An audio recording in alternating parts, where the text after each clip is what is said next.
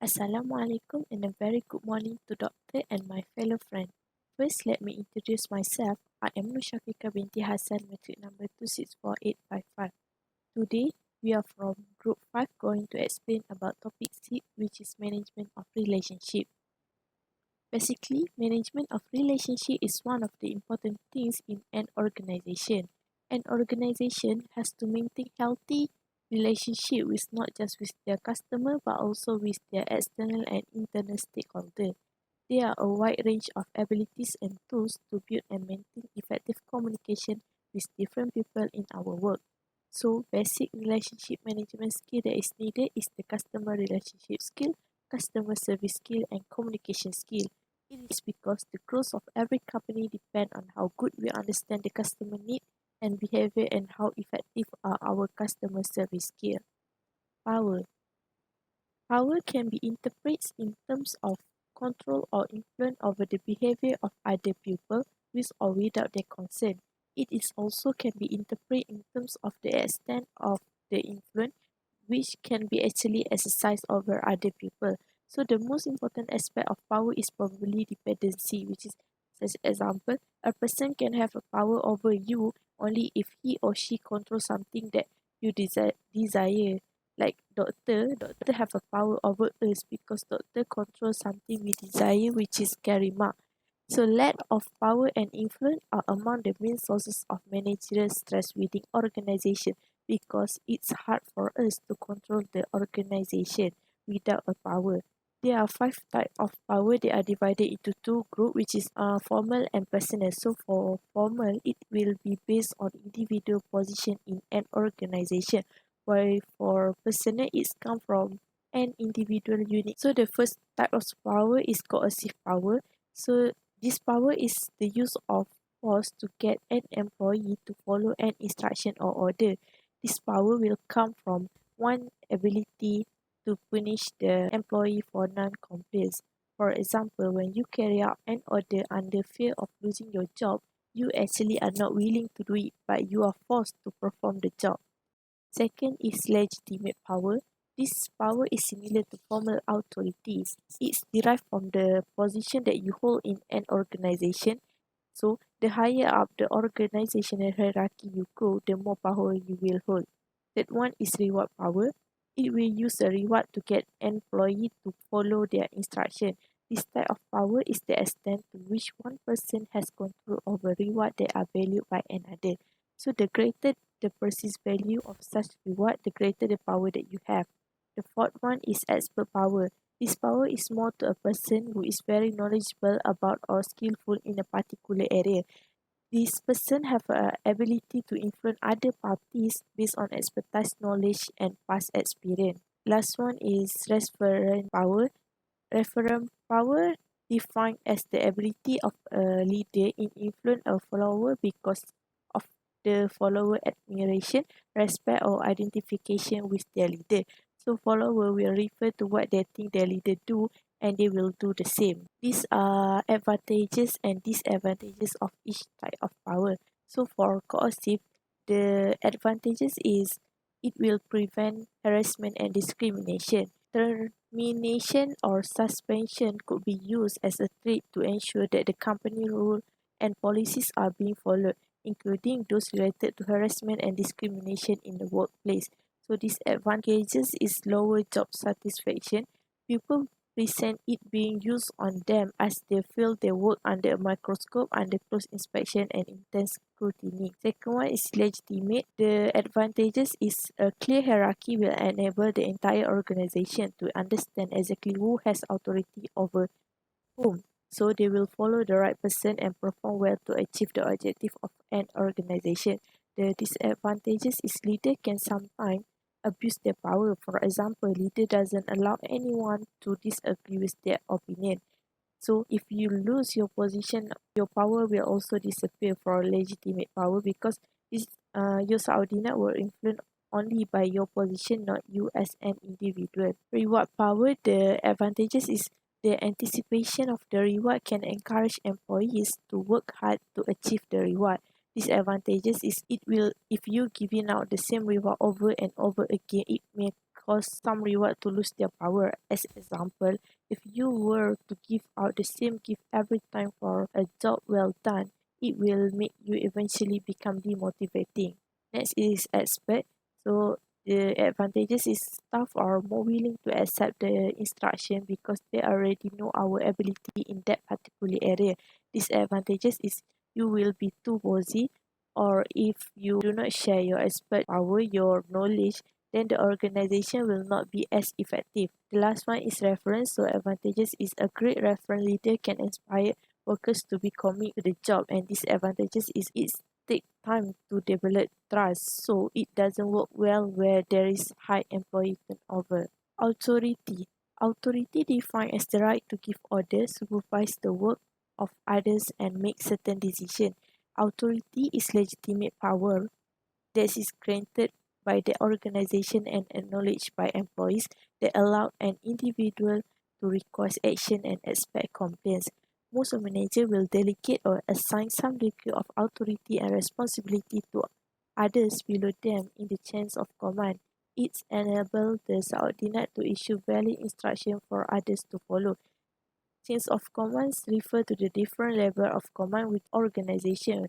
We have a top level, middle level, and lower level. So the person with the most formal authority is at the top in management level.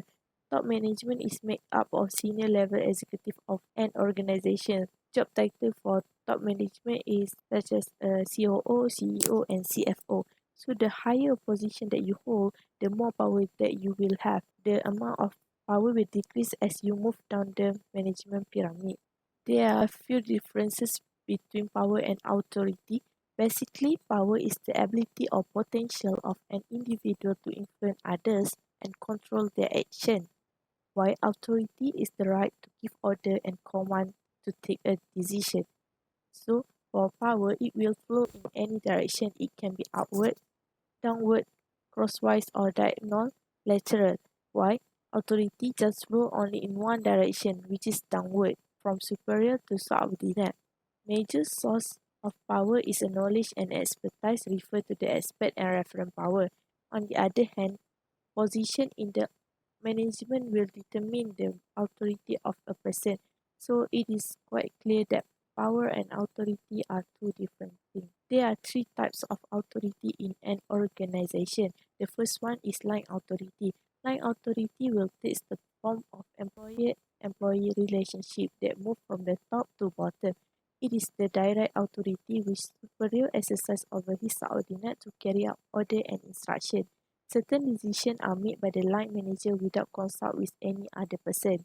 Their functions are linked directly with the achievement of organizational objective, so they will be responsible for achieving this objective of organization. They are also represented by the standard chains of command and exist in all departments. They also will be responsible for operating decision, and it is the authority to direct the work of others and to require them to confirm decision, plan, policy, system, procedure, and goal of the organization. Second one is staff authority. Staff authority refer to those group of individuals who provide line managers with advice and services. They will provide advice to the line authority in the performance of duties to departmental head. When the size of organization become larger and larger, the line manager feel that they cannot complete their job by existing skill, experience, and the knowledge. So, staff authority will assist, support, advise, and decrease the work burden of the line manager.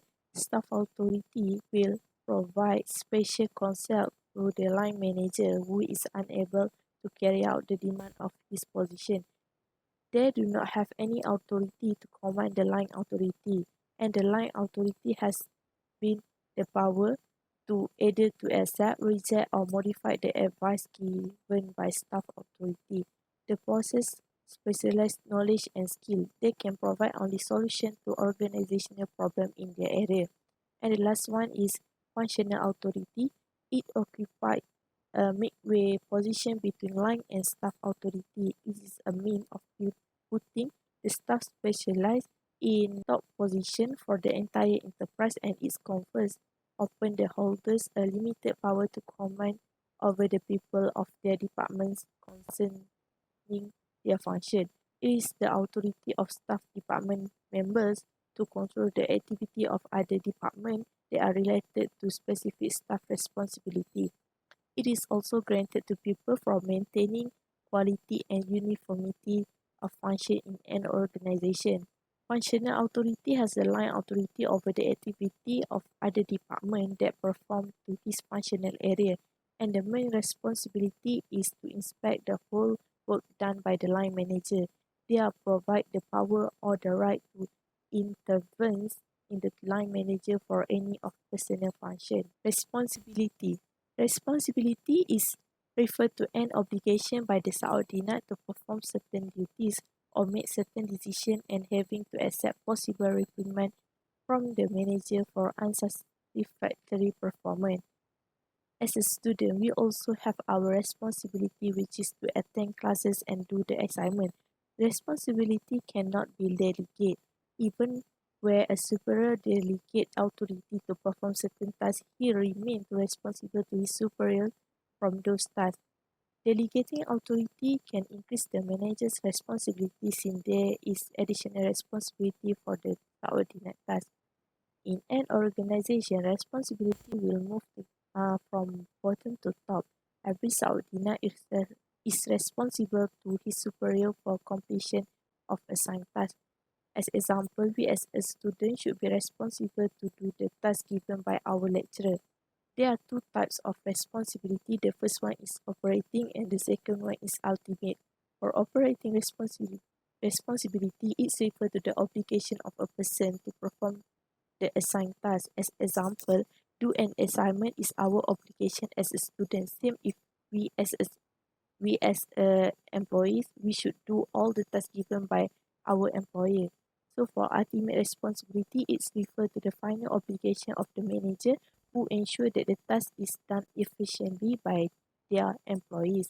As example, doctor must ensure that we submit all of our assignment in order for her to give carry mark based on our work. Okay, the advantages of being responsible is become a role model. If we see our friend always be responsible in particular thing, we will emulate her and make her as our guardian. We will follow what he or she do. Next is be more honest. When we tend to tell the truth and keep our promise and do our responsibility, the people around us will believe us and see us as an honest person. The next one is be more reliable. By being responsible, we will gain other trust and we will also gain confidence in ourselves. So doing the right thing will make us feel good. And even we are wrong, we will be satisfied because we know that we already done our best.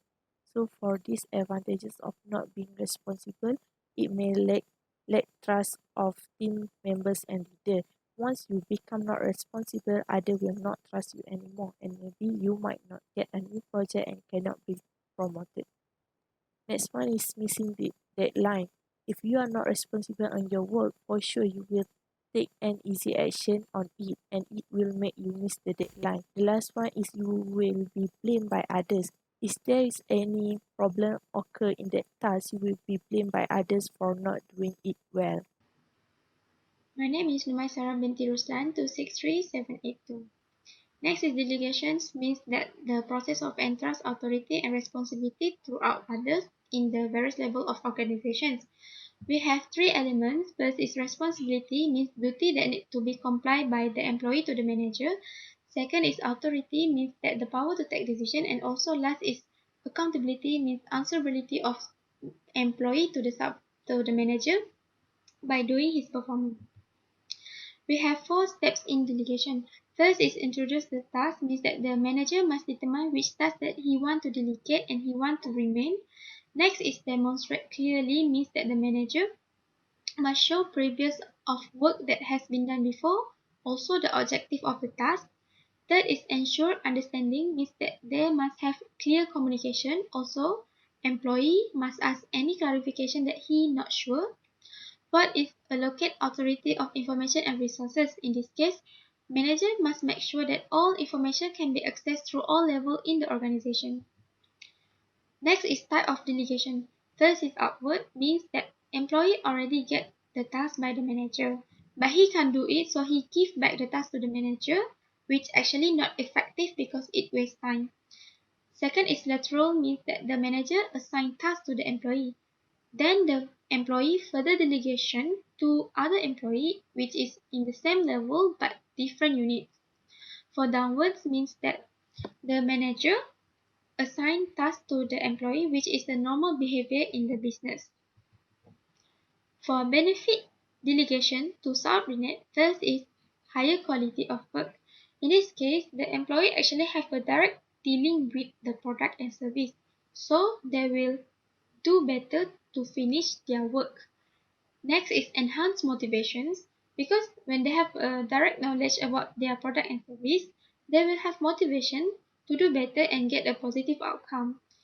For manager, he benefit from development of subordinate skills. In this case, the manager actually can have varieties in giving assignment and also effectiveness in making decision.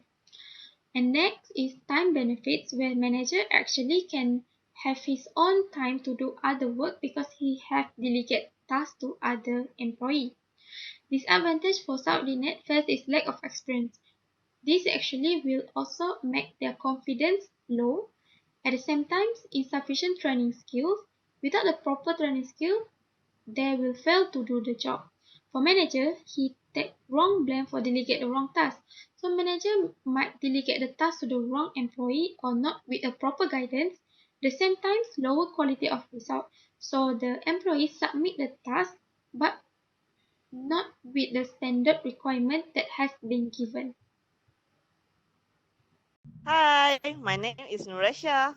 Entry number 263804. So, I will present about bureaucracy. In the slide, there is a man whose name is Max Weber. What is Max Weber do? He was the German sociologist and the author of the Protestant Ethic and the Spirits of Capitalism.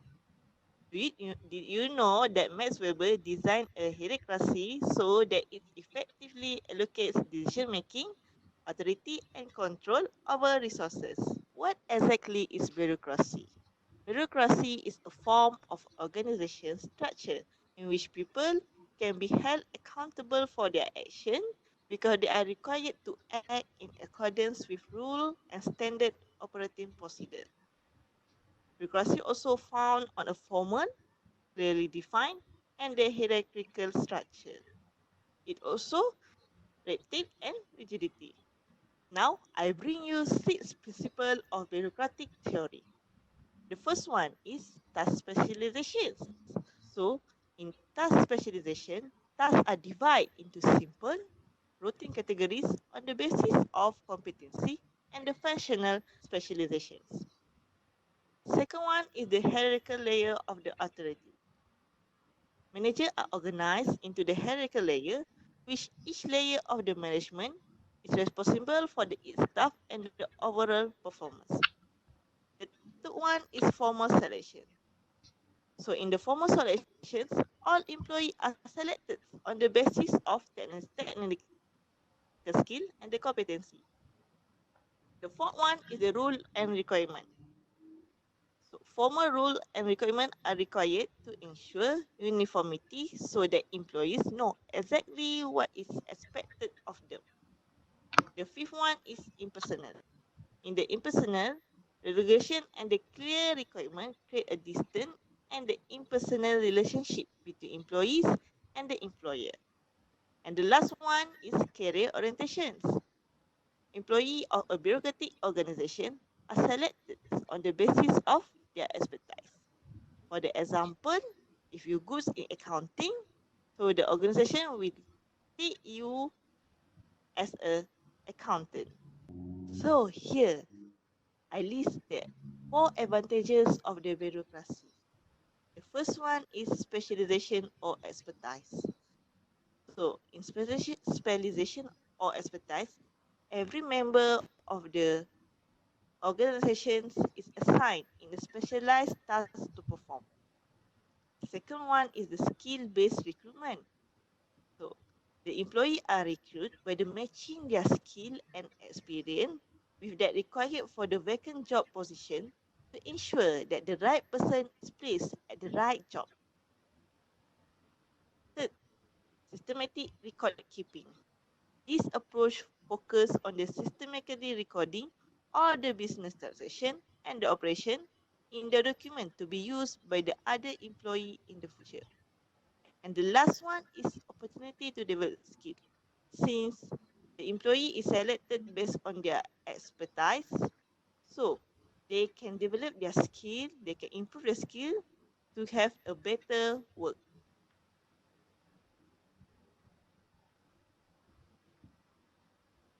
Now we move to disadvantage of the bureaucracy.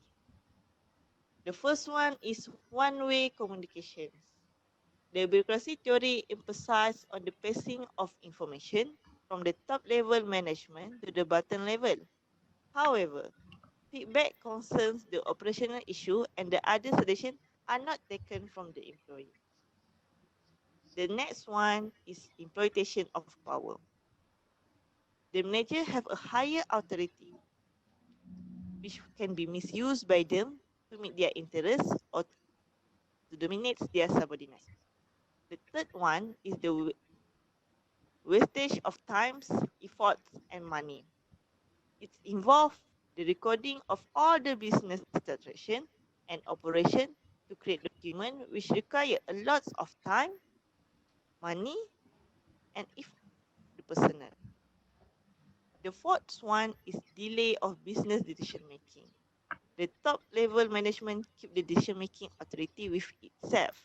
Therefore, the lower level managers have to rely upon the top level managers, even in the case of any emergency or situation demanding immediate actions. The fifth one is hinder innovation and creativity. Since bureaucracy, employee need to follow the rule, so they need to work based on their job scopes. They cannot do any innovations or creativity in their works.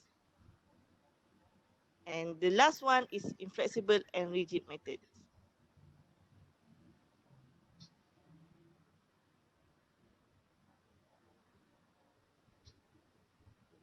Last but not least, I will show a short films about a small man and a big establishment.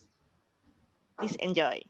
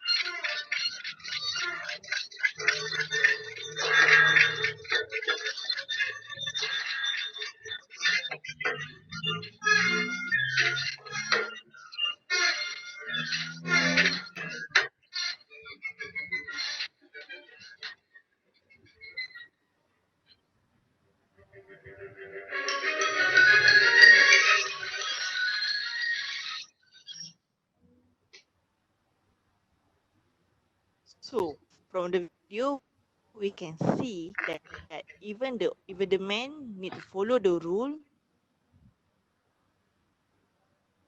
to the rule that have been set by the authorities. That's all from me. Thank you. My name is Numaisara binti Ruslan 263782. So first is leadership means that relationship of one person that affected by action and also influenced by behavior of others in organization. They have three types, which is first autocratics, mean that the leader are actually govern all the process, rule, policy, and also procedure in the environment. And then democratic means that the member actually can include themselves in the decision making process, but still leader need to make a final decision. And then lessons free means that the member actually can do the decision making, but still leader must responsible.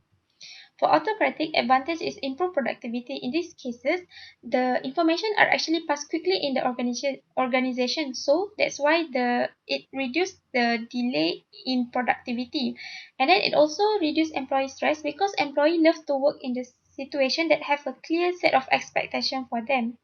Next is disadvantage. It actually create a dependent system because the leader must set all the rules, policy, and procedure. So it's actually impossible for the leader to leave the workplace. At the same time, not offer a sense of professional ownership. The member actually not being punished if they fail to do the work and also not being granted if they succeed to do the work. So doesn't have any motivation to do better in working their task. For democratic, advantage is help to solve complex problems. Leader can actually hear opinion from the member so he can come up with a new innovative method to solve the problem. At the same time, build team-based relationship because the leader and the member are actually working together, solving the problem and also discussing so they will become more motivated to get a positive outcome.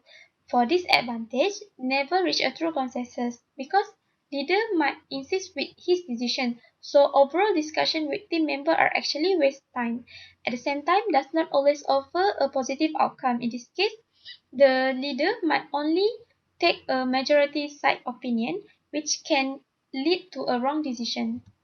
And then for ladies free, first, advantage is strategic with their skills. So leader can benefit a team member using their own experience to guide member to do a correct decisions. At the same time, it also create their own environment. In this case, the member and also the leader can come up with the unique approach as a team member. And when they comfort in the environment, they will become more productive. But the disadvantage is lack of role awareness. The leader, uh, the subordinate might doesn't know what type of role they are in the organizations because they are not guided by the leader. At the same time, it also can encourage laziness. In this case, the leader might think that everything can be settled by the member, so he will pass all the work and tasks to the member, so create long-term laziness. Assalamualaikum and a very good morning. My name is Shaza Atira binti Muhammad Zuhairi. My metric number is 252588 and I'll be presenting about organizational culture. So organizational culture is a general concept that is difficult to define or explain, but basically it is a collection of traditions, values, policies, beliefs, and attitudes that represent everything that we do and think in an organization. So organization culture will influence and affect the way an employee think and act. So organizational culture is formed through by combining a set of norms of behaviors and symbols and symbolic activities. So a set of norms of behaviors um, it guides people's behavior and suggests what is or what is not appropriate thing to do in the organization, such as the dress codes, while symbols and symbolic activities are rituals such as buying the office a cake for someone's birthday. So from the organizational culture, a set of shared values and beliefs are formed. So Cartwright views culture as a system of management authority. Traditionally, the top management of an organization tend to have a large impact on the establishment of the early culture. So cultural views can increase the power and authority of management in three ways. First is when employees identify themselves with their organization and accept its rules when it is the right thing to do. This is when employees have accepted the beliefs and values that they have been taught of. Second is when employees internalize the organization's value when they believe they are right. So when the organization's values become a part of the employees, they will look at the values. Basically, they will look at the organizational culture as the correct way of thinking about and acting on problems and opportunities. So that is when employees are motivated to achieve the organization's objectives. Next, we will look at Edgar Schein's model of organizational culture. So there are three levels in this model. Level 1 consists of artifacts and creations, Level 2 consists of values, and Level 3 consists of basic assumptions. So in Level 1 is the most visible level but often not decipherable. So artifacts in Level 1 are things that outsiders or people that are not members of the organization see when they visit the organization for the first time, from both from the outside and inside of the building. So, for example, artifacts can be the architecture of the building, the dress codes, the interior design, the layout of the office, and the logo. Examples of level 1 includes technology and arts and visible and audible behavior patterns. So, technology and arts reflects and shapes the values and assumptions, and visible and audible behavior patterns can be seen through the usage of the language by the employees and how the way employees talk to each other. So next is level 2. So they are the organization stated values and norms. We can see how members represent the organization in terms of behavior and the shared values. So this level has a greater level of awareness compared to the other two levels. So Edgar Schein stated that the cultural learning reflects someone's original values, and the values of an organization is debatable, overt, and exposed. And these values are expressed in mission, vision, and philosophies of the organization in the websites, annual reports, and brochures. Lastly is level 3. So basic assumptions is the core of the organization. So if the basic assumption is firmly rooted in an organization, then the members will perceive other behavior as incomprehensible. This level is often taken for granted, invisible, and preconscious, and it is treated as the essence of what culture really is. So basic assumptions are routines and norms in everyday life that we don't challenge or debate, and most of the times, these routines are very difficult to change. And a pattern of basic assumptions evolve among the members of the organization, and it is well integrated in the work culture and are easily recognized in the actions of the employees and management. Next is the importance of organizational culture. So culture influences the behavior of all individuals and groups within the organization. So for instance, if the culture promotes being on time, then it will influence the employees to be on time. Next, culture decides the way employees interact at workplace and brings all the employees at a common platform because they have shared the same values and beliefs through the culture. Organizational culture also extracts the best out of each team member, which can be seen through their work culture. And culture represents the predefined policies which guide the employees at workplace. And this will give them a sense of direction at the workplace. So next we will see how culture will in how culture can measure the performance of the organization. So assumptions and beliefs of employees drive behaviors. Then the collective behavior of employees determine results. The results measure performance and indicate if strategic business objectives have been achieved. Next, leaders can develop, manage, and change the culture for better performance with three managerial tools. So if the current existing culture is not it doesn't give the result that the organization want in terms of their performance, then they may change their culture accordingly. So the first is recruitment and selection. So the organization can hire people who fit the company's culture, even if this may involve overlooking some technical skills for a better cultural fit. So the decision to hire an employee is influenced by the decision maker's judgment of how well the candidate will fit into the organization. The second is social tools and training. So social tools and training will help new employees to adapt to its existing culture by developing practices so they can be fully accepted in the organization. And third is the actions of top management. How the top management behave and what they say will establish the norms of the organization because the organizational culture is actually a product of the top management biases and assumptions and what the members of the organization learn from their own experiences. Assalamualaikum and good morning. Next, me, Anissa Shah binti Ismail, matrix number 252652, will present about management of conflict. Management of conflict is a serious disagreement or argument. In other words, it is an active disagreement between people with opposing opinions or principles. Basically, if we are trying to understand the roots of conflict, we need to know what type of conflict is present. The first one is goal conflict. Goal conflict is a situation in which desire and states or preferred outcomes appear to be incompatible. For instance, when one person or group desire a different outcome than others. Next is cognitive conflict, in which ideas or thoughts are inconsistent. You can see this type of conflict happening during a debate competitions. The third one is affective conflict, in which feelings or emotions are incompatible. This conflict can be seen in situations where two individuals does not get along with each other. The last one is behavioral conflict.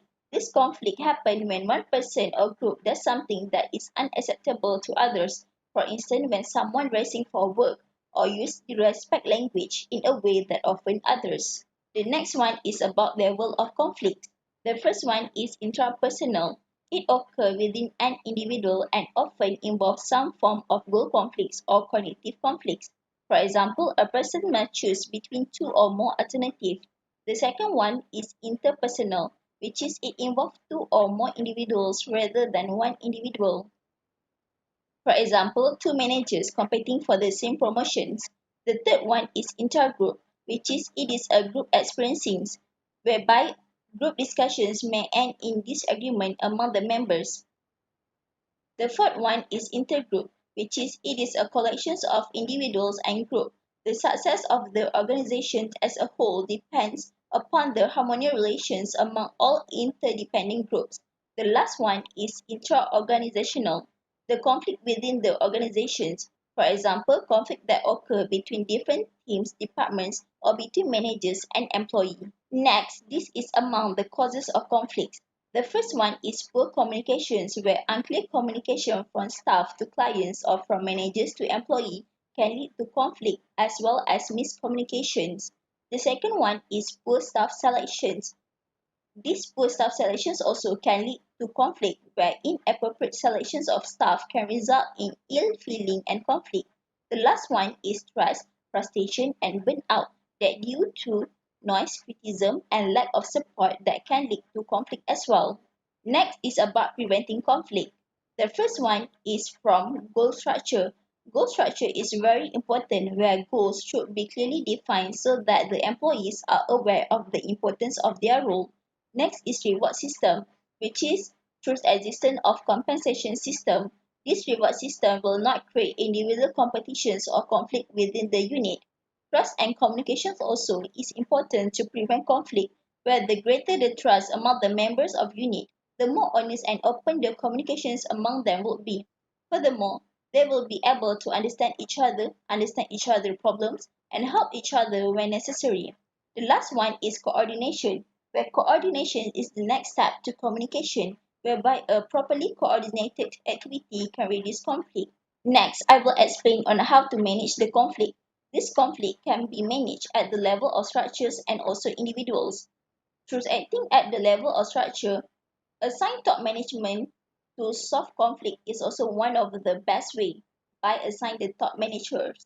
Next, alter the level of differentiations and integration, which is by uniting them to change the relationship. Last but not least, rethink the hierarchy or reporting change to make sure there is no loss of control, as well as increase in the number of integrating roles, which is roles that focusing on uniting the staff. The last one is acting at the level of individuals, whereby CEO can also use their power to resolve conflicts and motivate units to cooperate. Besides, The CEO also can establish a procedural system that allows parties to add their grievances and use a third-party negotiator who can help the conflict parties to negotiate when they cannot do by themselves. Lastly, by exchange or rotates or terminate individuals who arising the conflicts also can manage this conflict from happening. Hello everyone, I'm Ling Chen, metric number 261882. Now, I would like to talk about the issues on business ethics and corporate governance. Business ethics, also known as organizational ethics, it is the moral value, belief, and rules that establish the appropriate way for organizational stakeholders to deal with one another and with the environment.